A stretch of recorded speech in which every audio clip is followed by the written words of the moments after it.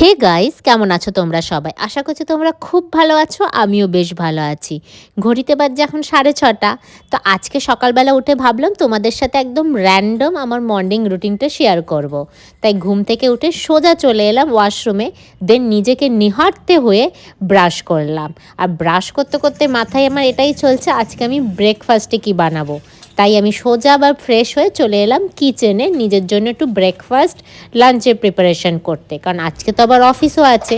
তাই মাথায় চলে এলো সব থেকে ইজি আজকে বেসনের চিলা বানাবো। তাই এখানে 2 চামচ প্রথমে আমি বেসন দিয়ে দিলাম, তার উপরে একটু লঙ্কা গুঁড়ো, একটু নুন দিয়ে দিলাম, আর তার সাথে দিলাম একটু জোয়ান।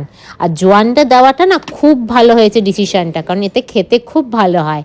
তারপরে ঘরে যেরকম সবজি ছিল, একটু পেঁয়াজ কলি ছিল, একটু গাজর ছিল, একটু চিলি ফ্লেক্স ছিল, সেগুলো দিয়ে আরামসে জল দিয়ে ভালো করে বেটিয়ে দিলাম।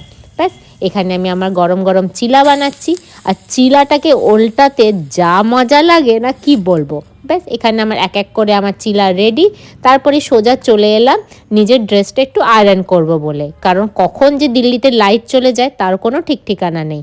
আমি এখানে রেডি হয়ে গেছি। কানের দুল পরাটাও একটা চ্যালেঞ্জিং, ঠিক টাইমে কানের দুল পরা যায় না। তো ফাইনালি আমি এখন রেডি হয়ে গেছি। আর রেডি হয়ে তোমাদের সাথে পুরো লুকটা দেখাবো না, এটা কিন্তু হতেই পারে না। কিন্তু পুরো লুকটা দেখাতে গিয়ে যে আমি হুমড়ি খেয়ে পড়বো সেটা কিন্তু আমি বুঝতে পারিনি। তারপরে নিজের জন্য একটু ডিটক্সিফাইড ওয়াটার বানিয়ে ফেললাম। এখন অফিস যাওয়ার পালা। তো চলো, ভিডিওটা যদি পছন্দ হয় প্লিজ লাইক শেয়ার সাবস্ক্রাইব করে দিও। পরের ব্লগে আবার দেখা হচ্ছে, টাটা।